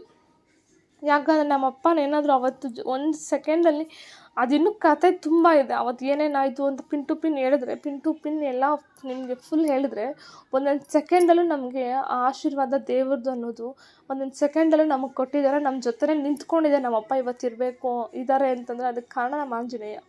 ಒಂದೊಂದು ಸೆಕೆಂಡ್ ನಿಂತು ಸಹ ನಮ್ಗೆ ಹೆಲ್ಪ್ ಮಾಡಿದ್ದಾನೆ. ಅಷ್ಟು ಅಲ್ಲ, ಗೌರ್ಮೆಂಟ್ ಹಾಸ್ಪಿಟ್ಲಿಂದ ಒಂದು ದೊಡ್ಡ ಹಾಸ್ಪಿಟ್ಲಲ್ಲಿ ಬೆಡ್ ಸಿಗಬೇಕು ಅಂದರೆ ಅಷ್ಟು ಎಮರ್ಜೆನ್ಸಿ ಇರೋರಿಗೆ ಹೇಳೋ ಮಾತೇ ಅಲ್ಲ ಅದು ಅಲ್ವಾ. ಅಷ್ಟು ಇದು ಇರಬೇಕಾದ್ರೆ ಅದು ಹೆಂಗೆ ಎಲ್ಲ ಟಕ ಅಂತ ಅರೇಂಜ್ ಆಯಿತು ಅನ್ನೋದು ದೇವ್ರಿಗೆ ಗೊತ್ತು. ನಮಗೂ ಕೂಡ ಅದೆಲ್ಲ ನೆನೆಸ್ಕೊಂಡ್ರೆ ಹೆಂಗೆ ಅರೇಂಜ್ ಆಯಿತು ಅವಾಗೆಲ್ಲನೂ ನಮಗೆ ಶಾಕ್ ಆಗುತ್ತೆ. ಅಷ್ಟು ಕ್ಲೀನಾಗೆಲ್ಲ ಮಾಡಿಕೊಟ್ಟ ನಮ್ಗೆ ಆಂಜನೇಯ. ಇದು ನಾವು ಲೈಫಲ್ಲಿ ನಾವು ಮರೆಯೋಕ್ಕಾಗದಿರೋಂಥ ಉಪಕಾರ ಅಂದರೆ ಇದು. ನಮ್ಮ ಮನೆ ಫ್ಯಾಮ್ಲಿ ಫುಲ್ಲು ಕೂಡ ನಾವು ಸಾಯೋವರೆಗೂ ನಮ್ಮ ಹೊಟ್ಟೆಲಿ ಹುಟ್ಟಿರೋ ಮಕ್ಕಳಿಗೂ ಅವ್ರ ಮಕ್ಕಳಿಗೂ ಅಯ್ಯಪ್ಪನ ಸೇವೆ ಮಾಡೋ ಶಕ್ತಿ ಕೊಡಲಿ ಅಂತಲೇ ನಾವು ಕೇಳ್ಕೊಳ್ಳೋದು. ಇದು ಆಯಿತಾ. ನೆಕ್ಸ್ಟು ಅಪ್ಪ ಇರೋದು ಸಿವಿಲ್ ಕಾಂಟ್ರಾಕ್ಟರ್ ಫೀಲ್ಡ್ ಆಗಿರೋದ್ರಿಂದ ಪೇಮೆಂಟ್ಸ್ ಮಾಡ್ತಾ ಇರಬೇಕಾಗುತ್ತೆ. ಸೊ ಹಿಂಗೆ ಯಾರಿಗೋ ಪೇಮೆಂಟ್ ಮಾಡಬೇಕಾದ್ರೆ ಬೈ ಮಿಸ್ಸಾಗಿ ಯಾರಿಗೋ ಒಬ್ರಿಗೆ ಪೇಮೆಂಟ್ ಹೊರಟೋಯ್ತು, 1 lakh ಏನೋ ಹೊರಟೋಯ್ತು. ಅವ್ರಿಗೆ ಮತ್ತೆ ಫೋನ್ ಮಾಡಿ ಕೇಳಿದ್ವಿ, ಹಿಂಗೆ ಮಿಸ್ಸಾಗಿ ಪೇಮೆಂಟ್ ಬಂದುಬಿಟ್ಟಿದೆ 1 lakh ಮತ್ತೆ ರಿಟರ್ನ್ ಹಾಕಿ ಅಂತ. ಅವ್ರಿಗೆ ಇಲ್ಲ, ಏನಕ್ಕೋ ನಾನು ಲೋನ್ ತೊಗೊಂಡಿದ್ದೆ, ಅದಕ್ಕೆ ನಂಗೆ ಕಟ್ಟಿರಲಿಲ್ಲ, ಕಟ್ ಆಗಿಬಿಟ್ಟಿದೆ ಅಂತ ಹೇಳಿ ನೀವು ನಂಬ್ತಿರೋ ಬಿಡ್ತಿರೋ 3 years ನಮ್ಮನ್ನು ಆಟ ಆಡಿಸಿದ್ರು. ಕೊಡಲೇ ಇಲ್ಲ. ನಮ್ಮ ಅಪ್ಪನೂ ಹೋದರೆ ಹೋಗಲಿ ಬಿಡು, ಅವ್ರು ಕೊಡೋಲ್ಲ, ಕೇಳಿ ಎಷ್ಟು ದಿನ ಅಂತ ನಾನು ಕೇಳಿದ್ದು ಅಂದ್ಬಿಟ್ಟು ನಮ್ಮ ಅಪ್ಪನೂ ಬಿಟ್ಬಿಟ್ರು ಅದನ್ನು. ಅದೇನು ಮತ್ತು ನಾವು ಕರೆಕ್ಟಾಗಿ 2021ರಲ್ಲಿ ಆಂಜನೇಯನ ದೇವಸ್ಥಾನದಲ್ಲಿ ಗಣೇಶನ ಕೂರಿಸ್ಬೇಕಾದ್ರೆ ಅವಾಗ ಸ್ವಲ್ಪ ಫೈನಾನ್ಷಿಯಲ್ ಸ್ವಲ್ಪ ಟೈಟ್ ಆಗಿತ್ತು. ಆಗ ಕೂರಿಸ್ಬೇಕಾದ್ರೆ ನನ್ನ ತಮ್ಮ ನಮ್ಮಮ್ಮ ಅವ್ರಿಗೆ ಜ್ಞಾಪಿಸ್ತಿದ್ರು, ಆ ಯಪ್ಪ 1 ಲಕ್ಷ ಕೊಡಬೇಕಿತ್ತಲ್ಲ, ಆ ಯಪ್ಪ ಕೊಟ್ಟಿದ್ರೆ ಇನ್ನೂ ಚೆನ್ನಾಗಿ ಮಾಡ್ಬೋದಿತ್ತು ದೇವಸ್ಥಾನನ ಅಂತ, ಇನ್ನೂ ಚೆನ್ನಾಗಿ ಡೆಕೋರೇಷನ್ ಎಲ್ಲ ಮಾಡಿಸ್ಬೋದಿತ್ತು ಅಂತ ಏನೋ ಮಾತಿಗೆ ಬಂದಾಗ ಆವಾಗ ನನ್ನ ತಮ್ಮ ನೋಡೋಣ ಆಂಜನೇಯನ ಇವಾಗ ಕೇಳ್ಕೊತೀನಿ ಆಗ್ತಾನೋ ಇಲ್ಲೋ ಅಂದ್ಬಿಟ್ಟು, ಗೊತ್ತಿಲ್ಲ ಅದು ಹೆಂಗೆ ಕೇಳ್ಕೊಂಡು ಏನು ಅಂತ ಗೊತ್ತಿಲ್ಲ, ಅದು ಮಾತು ಬಂದ ತಕ್ಷಣ 2 ವರ್ಷದಿಂದ ಯಪ್ಪ ಹಾಕ್ದಿರ 2 ವರ್ಷದಿಂದ ಹಾಕಿರೋ ದುಡ್ಡನ್ನ ನಾವು 1 ವರ್ಷ ಕೇಳಿ ಬಿಟ್ಬಿಟ್ವಿ. 1 ವರ್ಷದಿಂದ ನಾವು ಫೋನ್ ಮಾಡಿಲ್ಲ, ಅಯ್ಯಪ್ಪನೂ ಫೋನ್ ಮಾಡಿಲ್ಲ, ಹೋದರೆ ಹೋಗಲಿ ಅಂತ ಬಿಟ್ಬಿಟ್ರೆ ದುಡ್ಡು. ಆ ಕ್ಷಣದಲ್ಲಿ ಗಣೇಶನ ಕೂರಿಸ್ತಿದ್ವಿ ಆಂಜನೇಯನ ದೇವಸ್ಥಾನದಲ್ಲಿ. ಆ ಸಿಚುವೇಶನ್ನ ನಾವು ನೆನೆಸ್ಕೊಂಡ್ವಿ, ಆ ದುಡ್ಡು ಕೊಟ್ಟಿದ್ದರೆ ಚೆನ್ನಾಗಿರ್ತಿತ್ತು ಅಂತ. ತಕ್ಷಣ ಅಕೌಂಟಿಗೆ ದುಡ್ಡು ಬಂದಿದೆ. ಆಗ ಮೆಸೇಜ್ ಬಂತು, ನನ್ನ ತಮ್ಮ ಫೋನ್ ಮಾಡಿ ಹೇಳ್ಬಿಟ್ಟು, ಏನಮ್ಮ ಆಂಜನೇಯ ಇಷ್ಟು ಪವರ್ಫುಲ್ ಇದ್ದಾನೆ ನೋಡು, ಇವಾಗ ನೆನೆಸ್ಕೊಂಡಿದ್ವಿ ಹಂಗೆ ಅವ್ರ ರಿಯಾಕ್ಷನ್ ಬೇರೆ ಥರನೇ ಇತ್ತು ಬಿಡಿ. ಸಖತ್ ಖುಷಿ, ಸಖತ್ ಎಕ್ಸೈಟು, ಏನಿದು ಶಾಕ್ ಅನ್ನೋ ಥರ ಇತ್ತು ಅವನದು ಎಕ್ಸ್ಪ್ರೆಷನ್ನು, ಹಾಗಿತ್ತು. ತಕ್ಷಣ 2 ವರ್ಷದಿಂದ ಹಾಕಿರೋ ದುಡ್ಡು ಆ ತಕ್ಷಣ ನಮ್ಮ ಅಕೌಂಟಿಗೆ ಬಂದು ಬೀಳ್ತು 1 ಲಕ್ಷ ರೂಪಾಯಿ. ಮತ್ತು ಆ ದುಡ್ಡನ್ನು ನಾವು ಏನಕ್ಕೂ ಬಳಸಿಲ್ಲ, ಅಯ್ಯಪ್ಪನಿಗೆ ಬಳಸಿದ್ದೀವಿ. ಅದು ಅಯ್ಯಪ್ಪನಿಗೆ ಬೆಳೆಸಿ ಅಯ್ಯಪ್ಪನಿಗೆ ಪೂರ್ತಿ ಇನ್ನೂ ಚೆನ್ನಾಗಿ ದೇವಸ್ಥಾನ ಡೆವಲಪ್ ಮಾಡಬೇಕು ಅಂತ ನಮ್ಮ ಅಪ್ಪ ಅವ್ರ ಆಸೆ. ಸೊ ಅದನ್ನು ಟ್ರೈ ಮಾಡ್ತೀವಿ ಮಾಡೋಕ್ಕೆ. ಆ ದುಡ್ಡನ್ನು ಕೂಡ ಅದಕ್ಕೆ ಬಳಸ್ಕೊಂಡ್ವಿ. ಇನ್ನೊಂದು ಪವಾಡ ಏನು ಅಂದರೆ, ನಮ್ಮಪ್ಪ ಎಲ್ಲೋ ಗೌರ್ಮೆಂಟ್ ಕೆಲಸ ಮಾಡ್ತಿರೋದ್ರಿಂದ ಎಲ್ಲೋ ಗೌರ್ಮೆಂಟ್ ಆಫೀಸ್ ಮೇಲೆ ಏನೋ ಕೆಲಸ ಮಾಡ್ತಿದ್ರು. ಅದೊಂದು 2 ಲಕ್ಷದವರೆಗೂ ದುಡ್ಡು ಬರಬೇಕಿತ್ತು. ಅದು ದುಡ್ಡು ಬರ್ದೇ ಹೋಲ್ಡ್ ಆಗಿ 4-5 ವರ್ಷ ಆಗಿತ್ತು. ಅದು ಆಫೀಸಲ್ಲಿ ಕೇಳಿದ್ರೆ ಬರುತ್ತೆ ಸರ್ ಅಂತ ಹೇಳ್ತಿದ್ರು. ನಮ್ಮ ಅಪ್ಪ ಅವ್ರು ಹೋಗಿ ಜಗಳ ಮಾಡಿಕೊಂಡು ನೀವು ಕೊಡಲ್ಲ ಅದು ಇದು ಹೇಳ್ಕೊಂಡು ಸುಮ್ಮನೆ ಬರ್ತಿದ್ರು. ನಮ್ಮ ಅಪ್ಪ ಲಾಸ್ಟಿಗೆ ಡಿಸೈಡ್ ಆದರು, ಓಕೆ ದುಡ್ಡು ಬರೋಲ್ಲ ಬಿಡು ಅಂತಂದರು.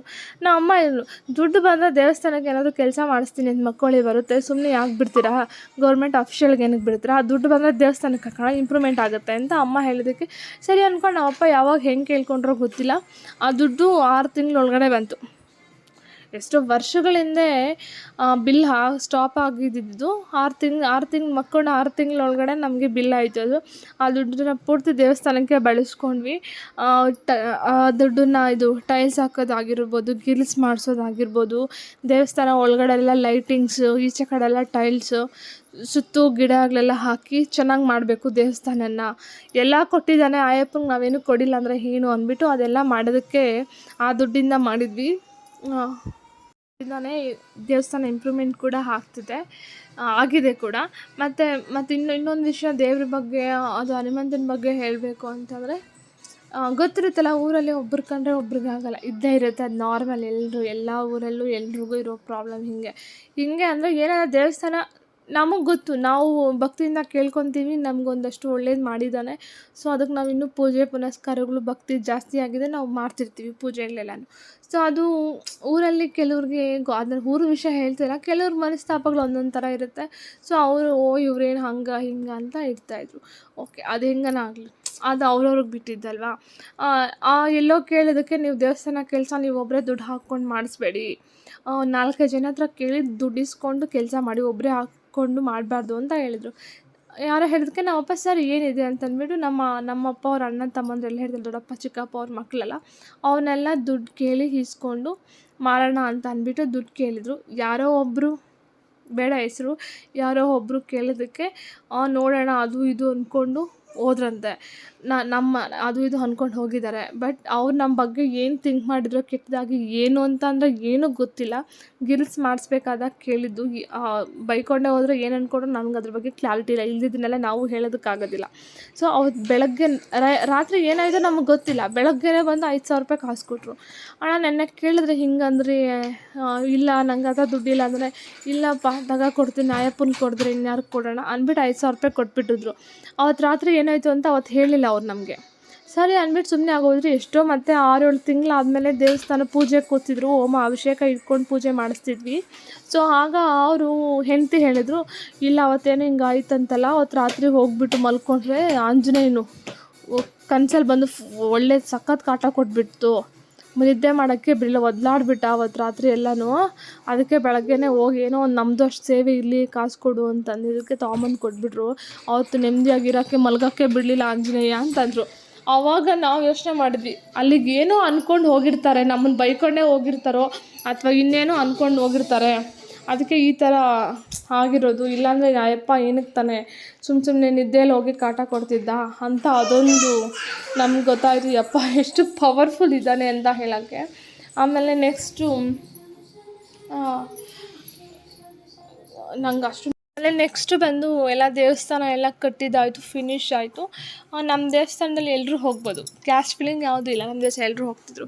ಈ ಟೈಲ್ಸ್ ಎಲ್ಲ ಹಾಕಿದ್ಮೇಲೆ ಮೊದಲು ಚಿಕ್ಕದಾಗಿ ಕಲ್ಲು ಗುಡಿ ಇದ್ದಾಗ ಎಲ್ಲ ಜನ ಹೋದವರೆಲ್ಲ ಅಲ್ಲೇ ತೆಂಗಿನಕಾಯಿ ಹೊಡಿತಿದ್ರು, ಅಲ್ಲೇ ಸಿಪ್ಪೆ ಬಿಡಿಸಾಕ್ತಿದ್ರು, ಎಲ್ಲ ಗಲೀಜಾಗಿರ್ತಿದ್ರು.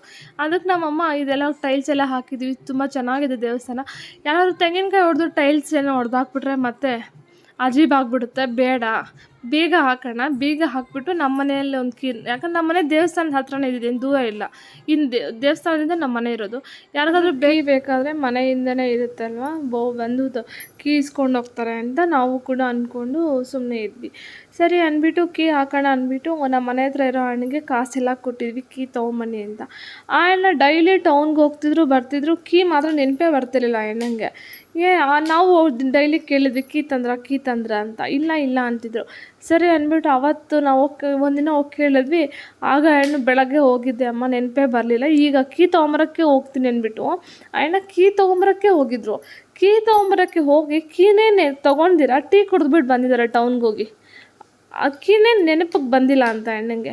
ಮತ್ತು ವಾಪಸ್ ಬಂದು ಅಕ್ಕಿ ಹೇಳೋಣ ಅಂತ ಕೇಳಿದ್ರೆ, ಅಯ್ಯೋ ಅಕ್ಕಿ ತೊಗೊಂಬರಕ್ಕೆ ಹೋಗಿದ್ನಲ್ಲ ಮರ್ತೋಗ್ಬಿಟ್ಟಮ್ಮ, ನೆನಪೇ ಬರಲಿಲ್ಲ, ಹೋಗಿ ಟೀ ಕುಡ್ಕೊಂಡು ಬಂದೆ ಅಂತಂದರು. ಏನು ಮಾಡೋದು, ಕೀನೇ ಒಣಗುಡ್ತಾ ಇಲ್ಲಲ್ಲ. ಸರಿ ಅಂದ್ಬಿಟ್ಟು ನಮ್ಮ ಅಪ್ಪಗೆ ಹೇಳಿ, ನಮ್ಮ ಅಪ್ಪನೇ ತೊಗೊಂಡು ಬರ್ತಾರೆ ಬಾ ಅಂತ ಅಂದ್ಬಿಟ್ಟು ನಾನು ಹೇಳಿದೆ. ಸರಿ ಅಂದ್ಬಿಟ್ಟು ಮನೆಗೆ ಬಂದುಬಿಟ್ರು. ಮನೆಗೆ ಬಂದಮೇಲೆ ಒಂದು 2 ದಿನ ಆದಮೇಲೆ ನಮ್ಮಪ್ಪ ಗೌರ್ಮೆಂಟ್ ಬಿಲ್ಡಿಂಗ್ಸ್ಗೆಲ್ಲ ಕೀಗಳು ಬೇಕಾಗಿತ್ತು, ತೊಗೊಂಡು ಬಂದಿದ್ರು. ಎಲ್ಲ ಕಾರಲ್ಲಿ ಒಂದು 10-12 ಏನೋ ಇತ್ತು ಕೀಗಳು. ನಮ್ಮಮ್ಮ ಅದರಲ್ಲಿ ಒಂದು ತೊಗೊಂಡ್ರು. ಬೇಕಿದ್ದು ದೇವಸ್ಥಾನಕ್ಕೆ ಲಾಕ್ ಮಾಡೋಕ್ಕೆ ಅಂತಂದರು. ನಮ್ಮಪ್ಪ ಬೈದರು, ದೇವಸ್ಥಾನ ಏನಕ್ಕೆ ಲಾಕ್ ಮಾಡ್ತೀಯ, ಬೇಡ ಬಿಡು ಅಂತ. ಇಲ್ಲಪ್ಪ, ನಾಯಿಗಳೆಲ್ಲ ಹೋಗ್ತವೆ, ಎಣ್ಣೆ ಎಲ್ಲ ಇಟ್ಟಿದ್ದೀನಿ, ಎಲ್ಲ ಚೆಲ್ಲಿ ಎಲ್ಲ ಗಲೀಜು ಮಾಡಿಬಿಟ್ಟು ಬರ್ತವೆ, ಧೂಳು ಎಲ್ಲ ತೆಂಗಿನಕಾಯಿ ಎಲ್ಲ ಅಲ್ಲೇ ಹೊಡಿತಾರೆ, ಗಲೀಜು ಮಾಡ್ತಾರೆ, ಯಾರೂ ಕ್ಲೀನ್ ಮಾಡಲ್ಲ ಅಂತಂದರು. ಸರಿ ಅಂದ್ಬಿಟ್ಟು ನಮ್ಮಪ್ಪ ಸುಮ್ಮನೆ ಆದರು. ಮತ್ತು ಕೀ ತೊಗೊಂಡೋಗಿ ನಮ್ಮಮ್ಮ ಅವತ್ತು ಸಂಜೆ ಹೋಗಿ ಲಾಕ್ ಮಾಡ್ಕೊಂಡು ಬಂದರು. ಸಂಜೆ ಒಂದು 5 ಗಂಟೆ ಏನೋ ಆಗಿತ್ತು ಅನಿಸುತ್ತೆ. ಅವತ್ತು ಹೋಗಿ ಲಾಕ್ ಮಾಡ್ಕೊಂಡು ಬಂದರು. ಲಾಕ್ ಮಾಡ್ಕೊಂಡು ಬಂದು ನಾರ್ಮಲ್ ಆಗಿದ್ರು, ಊಟ ಮಾಡಿದ್ರು, ಮಲ್ಕೊಂಡ್ರೆ ರಾತ್ರಿ ಎಲ್ಲ ನಮ್ಮಮ್ಮ ನಿದ್ದೆನೇ ಮಾಡ್ತಿಲ್ಲ. ನಿದ್ದೆ ಅಂದರೆ ಒದ್ಲಾಡ್ತಿದ್ದಾರೆ. ನಾನು ಹಾಲಲ್ಲಿ ನನ್ನ ಪಕ್ಕನೇ ನಮ್ಮಮ್ಮ ಮಲಗಿದ್ರಲ್ವ, ನಾನು ಏನು ಹಿಂಗೆ ಒದ್ಲಾಡ್ತಾರೆ ಅಂದ್ಬಿಟ್ಟು ನಾನು ಸುಮ್ಮನೆ ಇದ್ದೆ, ಮಲ್ಕೊಂಡ್ರು. ಮತ್ತು ಬೆಳಗ್ಗೆ ಎದ್ದರೆ ನಾನು ನೋಡೋ ನಮ್ಮಮ್ಮ ಬೆಳಗ್ಗೆ ಹಾಸಿಗೆಯಿಂದ ಎದ್ದಂಗೆ ಸೀದಾ ದೇವಸ್ಥಾನದ ಹತ್ರನೇ ಹೋಗ್ತಿದ್ದಾರೆ. ನಾನು ಕೇಳಿದೆ, ಏನಾಯ್ತಮ್ಮ, ಎಲ್ಲಿಗೆ ಹೋಗ್ತಿದ್ದೆ ಅಂದರೆ, ಇರೋ ಬಂದು ಹೇಳ್ತೀನಿ ಅಂತ ಅಂದ್ಬಿಟ್ಟು ಸೀದಾ ದೇವಸ್ಥಾನ ಹತ್ರ ಹೋಗ್ಬಿಟ್ಟು ಮತ್ತೆ ಮನೆಗೆ ಬಂದರು. ಮತ್ತು ನಾನು ಇದ್ಕೊಂಡು ಏನಕ್ಕೆ ಬೆಳಗ್ಗೆನೇ ದೇವಸ್ಥಾನದ ಹತ್ರ ಹೋಗಿದ್ದಮ್ಮ ಅಂತ ಕೇಳಿದ್ರೆ, ಅಯ್ಯೋ ರಾತ್ರಿ ಎಲ್ಲ ನಿದ್ದೆನೇ ಮಾಡಿಲ್ಲ, ದೇವರು ಆಂಜನೇಯ ಕನಸಿನಲ್ಲಿ ಬಂದುಬಿಟ್ಟಿದ್ದ ಅಂತಂದರು. ಏನಕ್ಕೆ ಅಂದರೆ, ಅಯ್ಯೋ ಕೀ ಹಾಕಿದ್ನಲ್ಲ ಅದಕ್ಕಮ್ಮ, ರಾತ್ರಿ ನಾನು ನಿದ್ದೆನೇ ಕೊಟ್ಟಿಲ್ಲ ಅಂತಂದರು. ಏನಾಯ್ತಮ್ಮ ಅಂತಂದರೆ, ರಾತ್ರಿ ಎಲ್ಲ ಕಂಚಲ್ಲಿ ಕೀ ಏನಕ್ಕೆ ಹಾಕಿದ್ಯಾ, ಕೀ ತೆಗಿ, ಅವತ್ತಿಂದ ಕೀ ಹಾಕಿಲ್ಲಲ್ಲ, ಇವತ್ತೇನು ಕೀ ಹಾಕಿದ್ಯಾ ಅಂದ್ಬಿಟ್ಟು ಕೋಪ ಬಂದು ಆಯಪ್ಪನೇ ಕೀನ ತೆಗೆದು ಬಿಸಾಡಿದ್ದಾನೆ. ಆ ಥರ ಕನಸಿನಲ್ಲಿ ಬಂದುಬಿಟ್ಟೈತೆ, ಯಾಕೋ ನಿದ್ದೆನೇ ಬರಲಿಲ್ಲ, ನಂಗೆ ನಿದ್ದೆನೇ ಕೊಡಲಿಲ್ಲ ಅಂತ ಅಂದರು ಅಮ್ಮ. ರಾತ್ರಿ ಹಂಗೆ ಬಂದಿತ್ತಮ್ಮ ಕನಸಲ್ಲಿ. ಕಿತ್ತೆ ತಾಯಪ್ಪ ಕೋಪದಿಂದ ಬಿಸಾಕ್ಬಿಟ್ಟ, ಹಂಗೆ ಬಂದುಬಿಡ್ತು. ಅದು ಹಿಂದಿನೇ 4-5 ಸಲ ಬಂದುಬಿಡ್ತು ನನ್ನ ಕನಸಿನಲ್ಲಿ. ಅದಕ್ಕೆ ಬೆಳಗ್ಗೆನೇ ಹೋಗಿ ಅಪ್ಪನ ಕೀ ಹಾಕ್ಸ್ಕೊಳಕ್ಕೆ ಇಷ್ಟ ಇಲ್ಲ, ಬಾಗಿಲು ಹಾಕೋಕ್ಕೆ ಅಂತ ಅಂದ್ಬಿಟ್ಟು ಅದಕ್ಕೆ ತೆಗೆದ್ಬಿಟ್ಟು ಬಂದುಬಿಟ್ಟಿದ್ದೀನಿ, ಹೋಗ್ಲಿ ಬಿಡು ಅಂತಂದರು. ಸರಿ ಅಂದ್ಬಿಟ್ಟು ನಮ್ಮ ಅವತ್ತಿಂದ ಕೀ ಹಾಕಿಲ್ಲ, ಇವಾಗಲೂ ಹಾಕಲ್ಲ, ನಾವು ಲಾಕ್ ಮಾಡಲ್ಲ. ಬಟ್ ನಮ್ಮ ಇಂಟೆನ್ಷನ್ ಇದು, ನಾಯಿಗಳೆಲ್ಲ ಹೋಗಿ ಎಲ್ಲ ತೆಂಗಿನಕಾಯಿ ಅಲ್ಲೇ ಹೊಡೆದು ಗಲೀಜು ಮಾಡ್ತಾರೆ, ಆ ಅಪ್ಪನಿರೋ ಜಾಗದಲ್ಲಿ ನೀಟಾಗಿರಲಿ ಅಂತ ನಮ್ಮ ಇಂಟೆನ್ಷನ್ ಇದ್ದಿದ್ದು. ಬಟ್ ದೇವ್ರಿಗೆ ಇಲ್ಲ, ಎಲ್ಲರೂ ಬರಲಿ, ಎಲ್ಲರೂ ಮಾಡಲಿ ಅಂತ ಆ ಅಪ್ಪನ ಇಂಟೆನ್ಷನ್ ಇದೆ. ಸೊ ನಾವು ಅದನ್ನು ಚೇಂಜ್ ಮಾಡೋಕ್ಕಾಗುತ್ತೆ. ಸರಿ, ಆ ಅಪ್ಪನಿಗೆ ಇಷ್ಟ ಆಗಿದೆ, ನಾವು ಮಾಡಬೇಕಲ್ವಾ. ಸರಿ ಅಂದ್ಬಿಟ್ಟು ನಾವು ಲಾಕ್ ಮಾಡೋದಕ್ಕೆ ಹೋಗಿಲ್ಲ. ಸೊ ಈ ಥರ ಒಂದೊಂದು ವಿಷಯ ಅಲ್ಲ, ತುಂಬ ವಿಷಯಗಳಿದೆ. ಸಣ್ಣ ವಿಷಯಗಳಾದರೆ ಹೇಳೋಕ್ಕೆ ಇಲ್ಲ. ನಮ್ಮ ಮನೇಲಿ ಏನೇ ಒಂದು ಪ್ರತಿ ಕೆಲಸ ಮಾಡಬೇಕಾಗ್ಲಿ, ಏನೇ ಒಂದು ಒಳ್ಳೆ ಕೆಲಸ, ಏನೇ ಒಂದು ಒಳ್ಳೆಯದು ಕೆಟ್ಟದಂತ ಏನೂ ಇಲ್ಲ. ಪ್ರತಿಯೊಂದು ಕೆಲಸಕ್ಕೂ ಆ ಅಪ್ಪನ ಹೆಸರು ಹಿಡ್ದೆ, ಆ ಅಪ್ಪಂದು ಇದಿಲ್ಲದೆ ನಾವು ಯಾವ ಕೆಲಸಕ್ಕೂ ಮುಂದಕ್ಕೆ ಹೋಗೋದೇ ಇಲ್ಲ. ನೀವು ಅನ್ಕೊಬೋದು, ನಮ್ಮ ಮನೇಲಿ ಪ್ರತಿಯೊಂದು ಗಾಡಿಗಳಿಗೆ ಏನೇ ತರಲಿ ಅಥವಾ GST ಇನ್ನೊಂದು ಮಾಡಿಸ್ಲಿ, ಏನೇ ಆದರೂ ಫಸ್ಟ್ ಆ ಅಪ್ಪ ಹೆಸರಿಟ್ಬಿಟ್ಟೆ ಮಾರುತಿ ಅಂತ ಹೆಸರಿಟ್ಬಿಟ್ಟೆ ನಾವು ನೆಕ್ಸ್ಟ್ ಸ್ಟಾರ್ಟ್ ಮಾಡೋದು. ಆ ಅಪ್ಪನ ಹೆಸರು ಹಿಡ್ದಿರ, ಆ ಅಪ್ಪನ ನೆನೆಸ್ಕೊಂಡಿರ ನಾವು ಯಾವ ಕೆಲಸನೂ ಸ್ಟಾರ್ಟ್ ಮಾಡಲ್ಲ. ಅದೆಷ್ಟು ಜನ ನಂಬ್ತಾರೋ ಬಿಡ್ತಾರೋ ನಮಗೆ ಗೊತ್ತಿಲ್ಲ. ನನಗೆ ಸ್ಪೆಷಲ್ ಎಕ್ಸ್ಪೀರಿಯೆನ್ಸ್ ಆಗಿರೋದ್ರಿಂದ ಹೇಳ್ತೀನಿ, ನಿಜವಾಗ್ಲೂ ದೇವರಿದ್ದಾನೆ ಈ ಕಾಲದಲ್ಲಿ. ಕಲಿಯುಗ ಅಂತ ಹೇಳ್ತಾರಲ್ವ, ಕಲಿಯುಗನೋ ನನಗೆ ಯಾವುದೋ ಅದು ನನಗೆ ಬೇಡ, ಬಟ್ ದೇವರಿದ್ದಾನೆ ಅನ್ನೋದು ನಾನು ಮನಸ್ಫೂರ್ತಿಯಾಗಿ ನಾನು ನಂಬಿ ನಾನು ಅದನ್ನು ಫೀಲ್ ಮಾಡಿ ಹೇಳ್ತಿರೋದು. ಇದ್ದಾನೆ, ಯಾವತ್ತೂ ದೇವರು ಇಲ್ಲ ಅಂತ ಡಿಸ್ಕ್ರಿಮಿನೇಷನ್ ಮಾಡಬೇಡಿ. ಸುಳ್ಳು ಗೆಲ್ಲುತ್ತೆ, ಸತ್ಯ ಗೆಲ್ಲಲ್ಲ ಈ ಕಾಲದಲ್ಲಿ ಅನ್ನೋದಲ್ಲ. ಯಾವತ್ತೋ ಒಂದಿನ ದೇವರು ಈ ಕ್ಷಣದಲ್ಲೂ ಕೂಡ ಸುಳ್ಳನ್ನ ಮುಂದೆ ಹೋಗಕ್ಕೆ ಬಿಟ್ಟಿದ್ದೀನಿ ಅಂದರೆ ಯಾವುದೋ ಒಂದು ಸೆಕೆಂಡ್ನಲ್ಲಿ ಹಿಂದಕ್ಕೆ ಜೋರಾಗಿ ಎಳಿತಾನೆ ಸುಳ್ಳನ್ನು, ಸತ್ಯ ಮುಂದಕ್ಕೆ ಹೋಗೇ ಹೋಗುತ್ತೆ. ಸೊ ಅದರಿಂದ ನಾನು ಹೇಳೋದೇನೆಂದರೆ, ಸ್ವಲ್ಪ ಪೂರ್ತಿ ನೀವು ನಿಜಾಯಿತಿಯಲ್ಲಿರಿ, ಸುಳ್ಳು ಹೇಳಬೇಡಿ, ಒಳ್ಳೆತನದಲ್ಲೇ ಹೋಗಿ ನಾನು ಹೇಳಲ್ಲ. ಅಟ್ಲೀಸ್ಟ್ ಒಂದು 60% ಒಳ್ಳೆತನ ಇದು, ಒಂದು 40% ನಿಮ್ಗೆ ಹೆಂಗೆ ಬೇಕೋ ಹಂಗಿರಿ ನಾನು ಹೇಳೋದು. ಈಗ ಸೋಷಿಯಲ್ ಮೀಡ್ಯಾದಲ್ಲಿ ನೋಡ್ತಿದ್ರೆ ಭಯ ಆಗ್ತಿದೆ. ಎಲ್ಲೋ ನಾನು ಕೇಳಿದ ಆರ್ಟಿಕಲಲ್ಲಿ ಕೂಡ ಓದಿದ್ದೆ, ಸತ್ಯ, ನೀತಿ, ಧರ್ಮ ಅನ್ನೋದು ಯಾವತ್ತು ಮನುಷ್ಯರಿಗೆ ಇಲ್ದಿರೋ ಹೋಗುತ್ತೋ, ಹೆಣ್ಮಕ್ಳ ಮೇಲೆ ಯಾವತ್ತು ಅತ್ಯಾಚಾರಗಳು ಜಾಸ್ತಿ ಆಗುತ್ತೋ, ಚಿಕ್ಕ ಹೆಣ್ಮಗು ಅಂತಲೂ ನೋಡದೇ ಇರೋ ಯಾವಾಗ ಹೆಣ್ಮಕ್ಳಿಗೆ ವ್ಯಾಲ್ಯೂ ಇಲ್ದಿರ ಅತ್ಯಾಚಾರ ಜಾಸ್ತಿ ಆಗುತ್ತೋ, ಅಧಿಕಾರದಲ್ಲಿರೋರು ಅಧಿಕಾರನ ಯಾವಾಗ ದುರ್ಬಳಕೆ ಮಾಡ್ಕೊತಾರೆ, ಜನಗಳು ಯಾವಾಗ ಹಾಡು ಹಗಲೇ ಆಗಿರ್ಬೋದು, ಯಾವಾಗಲಾದರೂ ಆಗಿರ್ಬೋದು, ಲಾಂಗ್ಗಳನ್ನ ಇಟ್ಕೊಂಡು ಓಡಾಡ್ತಾರೆ, ಮಾನವೀಯತೆ ಇಲ್ದಿರ ನಡ್ಕೊತಾರೆ. ಪ್ರಾಣಿ ಪಕ್ಷಿಗಳಿಗೆ ಮಾನವೀಯತೆ ಇರೋದನ್ನು ಮನುಷ್ಯರಿಗಿಲ್ದಿರ ನಡ್ಕೊತಾರೆ. ಆ ಒಂದು ಸನ್ನಿವೇಶದಲ್ಲಿ ಪ್ರಪಂಚ ಅಂತ್ಯ ಕಾಣೋಕ್ಕೆ ಆ ಒಂದು ಮೊದಲನೇ ಸ್ಟೆಪ್ನ ತಗೊಳ್ಳುತ್ತೆ ಅಂತ ಎಲ್ಲೋ ಓದಿದ್ದೆ. ಮೇ ಬಿ ಈಗೆಲ್ಲ ಔಟ್ಸೈಡೆಲ್ಲ ನೋಡ್ತಿದ್ರೆ, ಸೋಷಿಯಲ್ ಮೀಡಿಯಾದಲ್ಲಿ ನೋಡ್ತಿದ್ರೆ ಮೇ ಬಿ ಅದು ಅಂತ್ಯ ಆಗೋಕ್ಕೆ ಸ್ಟಾರ್ಟ್ ಆಗಿದೆ ಅಂತಲೇ ಅನಿಸುತ್ತೆ. ಸೊ ದಯವಿಟ್ಟು ಆದಷ್ಟು ಒಳ್ಳೆಯದನ್ನು ಬಯಸಿ ಒಳ್ಳೆಯದನ್ನೇ ಮಾಡೋಣ. ಈ ಕೆಟ್ಟದನ್ನು ಬಿಡಿ. ದೇವರಿದ್ದಾನೆ ಯಾವುದೋ ಒಂದು ರೂಪದಲ್ಲಿ. ಕೆಟ್ಟದ್ದು ಮಾಡಿದವ್ರಿಗೆ ಮಾಡಬೇಕು ಅಂದ್ಕೊಂಡ್ರಿಗೆ ಯಾವುದೋ ಒಂದು ರೂಪದಲ್ಲಿ ದೇವರು ಕೆಟ್ಟದ್ದು ಮಾಡೇ ಮಾಡ್ತಾನೆ. ನನ್ನ ಸ್ಪೆಷಲ್ ಎಕ್ಸ್ಪೀರಿಯೆನ್ಸ್ ಮೂಲಕ ನಾನು ಹೇಳ್ತಿರೋದು. ಇವಾಗೂ ನೀವು ನಂಬ್ತಿರೋ ಇಲ್ವೋ ನನಗೆ ಗೊತ್ತಿಲ್ಲ. ನಮ್ಮ ತಂದೆಯವರು ಇವಾಗಲೂ ಕೂಡ 10 ರೂಪಾಯಿ ಸಂಪಾದನೆ ಮಾಡಿದ್ರೆ 7 ರೂಪಾಯಿ ನಮ್ಮ ತಂದೆಯವ್ರು ಮಾಡ್ಕೊತಾರೆ. ಇನ್ನು 3 ರೂಪಾಯಿ ನಮ್ಮ ಆಂಜನೇಯ ದೇವಸ್ಥಾನಕ್ಕೋಸ್ಕರನೇ ಇರ್ತಾನೆ. ನಮ್ಮ ಕೈಯಲ್ಲಿ ಆಯಪ್ಪನೇ ಅಲ್ವ ಕೊಡೋದು. ಆಯಪ್ಪನಿಗೆ ಕೊಡೋಕ್ಕೆ ನಮಗೇನು ಕಷ್ಟ, ಮಾಡೋಣ ಆಯಪ್ಪನಿಗೆ ಅಂತಲೇ ಹೇಳ್ತಾರೆ. ಇನ್ನೂ ಒಂದು ಮಾತು ಹೇಳ್ತಾರೆ, ನಾವು ಒಳ್ಳೇದು ಮಾಡಿದರೆ ನಮಗೆ ಒಳ್ಳೇದಾಗಲಿಲ್ಲ ಅಂದ್ರೂ ನನ್ನ ಮಕ್ಕಳಿಗೆ ಒಳ್ಳೇದಾಗತ್ತೆ, ನನ್ನ ಮೊಮ್ಮಕ್ಕಳಿಗೆ ಒಳ್ಳೇದಾಗತ್ತೆ. ಅದಕ್ಕೆ ಒಳ್ಳೇದನ್ನೇ ಬಯಸೋಣ. ಜನಗಳಿಗೆ ಮಾಡೋ ಬದಲು ದೇವ್ರಿಗೆ ಮಾಡೋಣ. ದೇವ್ರು ಒಂದು ಕಷ್ಟದ ಕಾಲದಲ್ಲಿ ಬಂದು ಆಗ್ತಾನೆ ಅಂತ ನಮ್ಮಪ್ಪ ಯಾವಾಗಲೂ ಹೇಳ್ತಿರ್ತಾರೆ. ಸೊ ಈ ಮಾತು ನಾನು ತುಂಬ ಚೆನ್ನಾಗಿ ನೆನ್ಪಿಟ್ಕೊಂಡಿದ್ದೀನಿ. ದೇವ್ರನ್ನ ನಂಬಿ ಯಾವತ್ತೂ ಕೈ ಬಿಡೋದಿಲ್ಲ.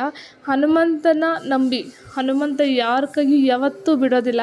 ಕಲಿಯುಗದಲ್ಲೂ ಒಂದು ದೇವ್ರು ಯಾರಾದರೂ ಪ್ರತ್ಯಕ್ಷವಾಗಿ ನೋಡ್ಬೋದು ಅಂತಂದರೆ ಅದು ಹನುಮಂತ. ಹನುಮಂತನ ಅಷ್ಟೇ ಅಲ್ಲದೆ ಚಿರಂಜೀವಿ ಅಂತ ಕರೀತಾರೆ. ಆ ಅಪ್ಪನಿಗೆ ಸಾವೇ ಇಲ್ಲ. ಕಲಿಯುಗದಲ್ಲೂ ಆ ಅಪ್ಪ ಇದ್ದಾನೆ. ಅದನ್ನು ಮನಸ್ಫೂರ್ತಿಯಾಗಿ ನಂಬಿ ಮನಸ್ಫೂರ್ತಿಯಾಗಿ ಕೇಳ್ಕೊಳ್ಳಿ. ಇನ್ನೂ ಒಂದಷ್ಟು ಪವಾಡಗಳಿದೆ. ಅದನ್ನು ಒಂದೊಂದಾಗೆ ನಿಮ್ಗೆ ಇನ್ನೂ ಹೇಳ್ತೀನಿ. ಇನ್ನೂ ಒಂದು 2-3 ಅವರ್ ಮಾತಾಡೋಷ್ಟಿದೆ. ಹೇಳೋಕ್ಕಿಡಿದ್ರೆ ಎಲ್ಲನೂ ಒಂದೊಂದಾಗೆ ತಿಳಿಸ್ತೀನಿ. ಸೊ ನಿಮ್ಗೇನಾದರೂ ಡೌಟ್ಸ್ ಇದ್ದರೆ ಕಮೆಂಟ್ ಮಾಡಿ. ಹಾಗೆ ಆದಷ್ಟು ಜನಗಳಿಗೆ ನೀವು ಸಬ್ಸ್ಕ್ರೈಬ್ ಮಾಡ್ಕೊಳ್ಳಿ ಅಂತ ಏನೂ ಕೇಳಲ್ಲ, ಶೇರ್ ಮಾಡಿ. ನಮ್ಮ ಆಂಜನೇಯ ಎಷ್ಟು ಪವರ್ಫುಲ್. ಎಲ್ಲ ದೇವರುಗಳು ಇನ್ನೂ ಜೀವಂತವಾಗಿದ್ದೆ, ದೇವ್ರ ಶಕ್ತಿ ಇನ್ನೂ ನಡೆಯುತ್ತೆ ಅನ್ನೋದು ಎಲ್ರಿಗೂ ಗೊತ್ತಾಗಲಿ. ಆದಷ್ಟು ಶೇರ್ ಮಾಡಿ, ಪಾಸಿಟಿವ್ ಆಗಿರ್ರಿ, ಕೆಟ್ಟದನ್ನು ಮಾಡಬೇಡಿ, ಒಳ್ಳೆಯದನ್ನು ಮಾಡಿ. And thank you so much.